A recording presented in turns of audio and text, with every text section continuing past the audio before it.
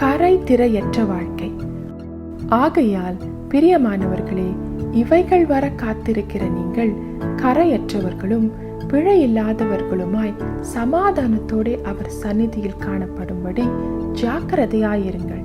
2 பேதுரு 3:14. பாவத்தினால் கரைப்படாத ஒரு வாழ்க்கையை நீ வாழ வேண்டும் என்பதே என் வாஞ்சை. பாவக்கரையோடல்ல, என்னால் பரிசுத்தமாக்கப்பட்ட வெண்ணாடையை அணிந்து கொண்டு கரையற்ற வாழ்க்கையை வாழவே உன்னை தெரிந்து கொண்டேன். துன்மார்க்கருடைய ஆலோசனையில் நடவாதே, பாவிகளுடைய வழியில் நிற்காதே, பரியாசக்காரர் உட்காரும் இடத்திலே நீ உட்காராதே. தேவையற்ற ஒரு சிறு வார்த்தையும் உன்னை கரைப்படுத்தும் என்பதை மறந்துவிடாதே. அவிசுவாசமான அறிக்கைகள் உன்னில் காணப்படக்கூடாது. அசுத்தத்தை பார்ப்பது மட்டுமல்ல, உன் சிந்தனையிலும் ஓடவிடாதே.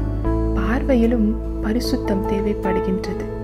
உன் அந்தரங்கங்களும் எனக்கு முன்பாக வெளியரங்கமே, மறந்துவிடாதே. என்னிடத்தில் எதையும் நீ மறைக்க முடியாது என்பதை நன்றாக புரிந்து கொள்.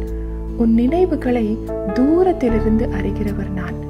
உன்னுடைய நாவில் வார்த்தைகள் உருவாவதற்கு முன்பாகவே நான் அவைகளை நன்கு அறிந்திருக்கின்றேன். என்னிடத்தில் உன்னை மறைப்பதற்கு எந்த திரையும் கிடையாது. ஒரு திறந்த புத்தகமாக உன் வாழ்க்கை மாறுவதாக. உன் பலவீனங்களை என்னிடத்தில் படைத்துவிடு. உன் சுகவீனங்களை என்னிடம் கொடுத்துவிடு. பாவ சூழ்நிலைகளில் என் பிரசன்னத்தை நீ சார்ந்து கொள். ஜெபம். பரிசுத்த பிதாவே, நான் கரை திரையற்ற வாழ்க்கை வாழ எனக்கு கிருபை தாரும். இயேசுவின் நாமத்தில் ஜெபிக்கிறேன்.